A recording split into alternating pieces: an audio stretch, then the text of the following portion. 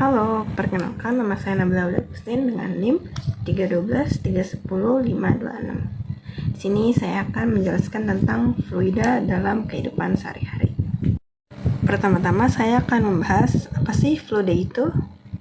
Fluida adalah zat alir, dan zat alir adalah zat dalam keadaan bisa mengalir dan memberikan sedikit hambatan terhadap perubahan bentuk ketika ditekan. Ada dua macam fluida, yaitu cairan dan gas. Salah satu ciri fluida adalah kenyataan bahwa jarak antara dua molekulnya tidak tetap, bergantung pada waktu. Ini disebabkan oleh lemahnya ikatan antar molekul yang disebut kohesi.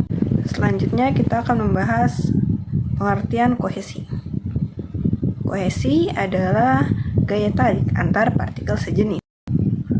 Gaya kohesi antar molekul dan gas sangat kecil dibandingkan dengan gaya kohesi antar molekul zat cair. Ini menyebabkan molekul-molekul gas menjadi relatif bebas sehingga gas memenuhi ruang.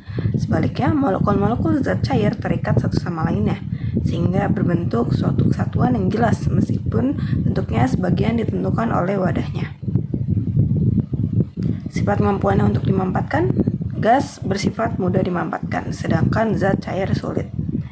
Gas jika dimampatkan dengan tekanan yang cukup besar akan berubah menjadi zat cair. Mekanika gas dan zat cair yang bergerak mempunyai perbedaan dalam beberapa hal. Tetap dalam keadaan diam, keduanya mempunyai perilaku yang sama. Tadi seperti yang sudah disebutkan, fluida memiliki dua jenis, yaitu fluida statis dan fluida dinamis. Saya akan menjelaskan dari fluida statis. Fluida statis bermakna fluida atau zat alir yang tidak bergerak. Hal-hal yang dibahas dalam fluida statis ini yaitu mengenai massa jenis, tekanan zat cair, hukum Pascal, tekanan hidrostatis, bencana hubungan, hukum Archimedes, gaya apung, tegangan permukaan, kapilaritas seperti menentukan massa jenis benda. Eksperimen bisa digunakan menentukan tekanan udara yang semakin meningkat ke atmosfer. Lanjut, kita akan membahas tentang fluida dinamis. Fluida dinamis adalah fluida yang bergerak atau dalam hal ini fluida yang mengalir. Aliran fluida secara umum bisa kita bedakan menjadi dua macam, yaitu aliran lurus, aliran laminar, dan aliran turbulen. Aliran lurus bisa kita sebut sebagai aliran mulus. Aliran lurus bisa kita sebut juga dengan aliran mulus, karena setiap partikel fluida yang mengalir tidak saling berpotongan. Aliran turbulen ditandai dengan adanya lingkaran-lingkaran kecil dan menyerupai pusaran dan kerap disebut dengan arus eddy. Dua, yaitu terapan fluida dalam kehidupan. Manfaat dan terapan fluida baik statis maupun dinamis bagi kehidupan sangat banyak. Antara lainnya sering digunakan dongkrak hidrolik, pompa hidrolik, dan ban sepeda, mesin hidrolik, rem piringan hidrolik, hidrometer, kapal laut, kapal selam, balon udara, karburator, dan sayap pesawat terbang. Sini saya akan menjelaskan dua contohnya. Saya akan menjelaskan pemanfaatan pada balon udara. Hukum Archimedes juga ditetapkan pada balon udara. Mula-mula balon diisi dengan gas panas sehingga balon menggelembung dan volumenya bertambah. Bertambahnya volume berarti bertambah pula volume udara yang dipindahkan oleh balon. Ini berarti gaya ke atas bertambah besar. Suatu saat gaya ke atas sudah lebih besar daripada berat total, sehingga balon mulai bergerak naik. Awak balon udara terus menambah gas panas sampai balon itu mencapai ketinggian tertentu. Setelah ketinggian diinginkan tercapai, awak balon mengurangi gas panas sampai tercapai gaya ke atas, sama dengan berat balon. Pada saat itulah balon melayang di udara. Suatu awak ingin menurunkan ketinggian, maka ketinggian isi gas panas dikeluarkan dari balon. Ini menyebabkan volume berkurang, yang berarti gaya ke atas. Akibatnya, gaya ke atas lebih kecil daripada berat balon, dan balon bergerak turun. Lanjut, kita akan membahas pemanfaatan pada kapal laut. Badan kapal laut terbuat dari besi dibuat berongga. Hal ini menyebabkan volume air laut yang dipindahkan oleh badan kapal menjadi sangat besar. Gaya ke atas sebanding dengan volume air yang dipindahkan, sehingga gaya ke atas menjadi sangat besar.